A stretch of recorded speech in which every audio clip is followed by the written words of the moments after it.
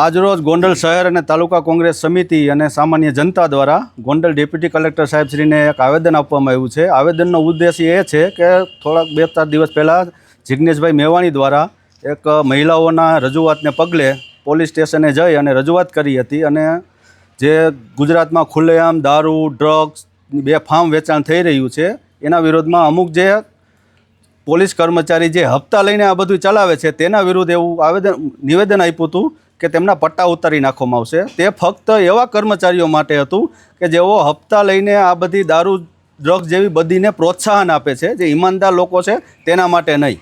એટલે એના સમર્થનમાં આજે અમે આવેદનપત્ર આપવા આવ્યા છીએ કે જે ઈમાનદાર લોકો છે એને તો અમે સેલ્યુટ કરીએ છીએ, પણ જે લોકો હપ્તાખોરીથી આ બધીને દૂષણને પ્રોત્સાહન આપે છે તેમના પટ્ટા તો ઉતરવા જ જોઈએ। તો એ બાબતમાં અમે જિગ્નેશભાઈ મેવાણીને પૂરતું સમર્થન આપીએ છીએ। અને વાત કરીએ ગોંડલની, તો ગોંડલ શહેર અને તાલુકામાં દારૂ તો બેફામ ઘણા સમયથી ખુલ્લેઆમ હપ્તાખોરીના હિસાબે વેચાય છે। ગામડામાં જાવ તો દેશી દારૂ, ઇંગ્લિશ દારૂ, શહેરમાં તો કાયદેસર સ્ટેન્ડ હાલે છે।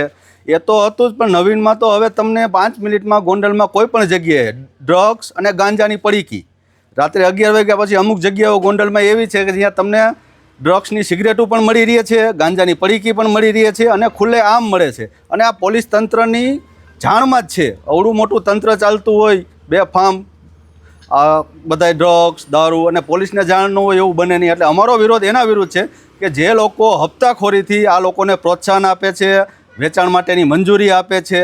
હવે સામાન્ય દાખલો કહું તો મારા ગામની બાજુમાં જ 2 સિમેન્ટ ફેક્ટરી છે, ત્યાં અમને જાણ મુજબ ખાલી દેશી દારૂ વેચવાના 3-3 લાખના હપ્તા હાલે છે। તો તમે વિચાર તો કરો, એક જગ્યાનો 3 લાખનો હપ્તો છે તો ગોંડલને શહેરને તાલુકામાં કેવડા હપ્તા હાલતા હોય છે।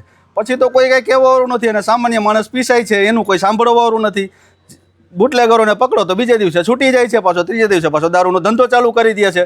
એટલા માટે અમારી ખાસ વિનંતી છે કે આવા બેફામ દારૂ ડ્રગ્સ જે ગોંડલમાં વેચાય છે, અને એક મોટા ઉંબાડા ગામે 1 મહિના પહેલાં એક યુવાન ટ્રેન નીચે કપાઈને આશાપુરા ફાટક પાસે ગુજરી ગયો, તે ડ્રગ્સના રવાડે ચડી ગયો હતો। તો એનો મતલબ એ કે ગોંડલમાં પણ હવે ડ્રગ્સ મળવા માંડ્યું છે। એટલે અમે તંત્રને આવેદન આપીને વિનંતી કરવા માગીએ છીએ કે હવે આ દારૂ ડ્રગ્સ બેફામ થઈ ગયું છે, યુવાનો એનો પરિવાર હવે બહુ હેરાન છે, તો થોડાક કડક હાથે કાર્યવાહી કરો। કારણ કે ગુજરાતમાં તો તમે ગૃહમંત્રી શ્રી બહુ મોટી કરે છે અને ગુજરાત ડ્રાય સ્ટેટ છે, પણ ડ્રાય સ્ટેટ જેવું તો લાગતું નથી, કારણ કે જ્યાં છૂટ છે એથી વધુ દારૂ ડ્રગ્સ તો ગુજરાતમાં વેચાય છે। તો એના માટે અમે આવેદન આપવા આવ્યા હતા।